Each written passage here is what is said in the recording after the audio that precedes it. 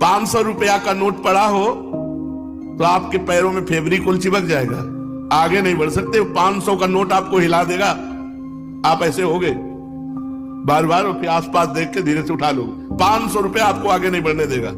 अगर 10-20 नोट 500 के पड़े हो और आसपास कोई हो ना, और आपको फिर उनको क्रॉस करना हो, निकल जाना हो वहां से, फिर आपकी परीक्षा होगी कि आप कितने बहादुर हो कि आप उनको रौंदते हुए निकल जाओ।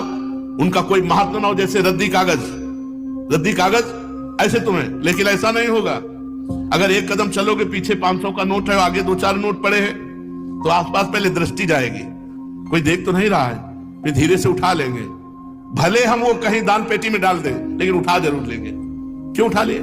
क्योंकि महत्व है, धन में महत्व है, भोगों में महत्व है।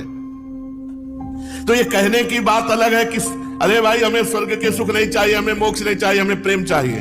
हम तो ठुकरा देते हैं स्वर्ग के सुखों को, मोक्ष को ठुकरा देते हैं, और 500 का नोट ठुकरा के आगे नहीं बढ़ सकते हैं। अगर गुलाब जामुन मिठाई की बात आ जाए तो मुंह में पानी आ जाएगा, और ठुकरा देते हैं मोक्ष, ब्रह्मानंद। ये सब कहने की बातें हैं। स्वर्ग के दिव्य दिव्य भोगों को ठुकरा सके ऐसा भगवत प्रेमी महात्मा ही केवल होता है।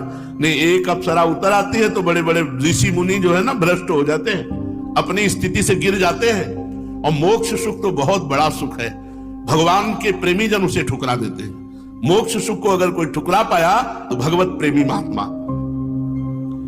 जो अभी स्वर्ग के सुख जानते नहीं।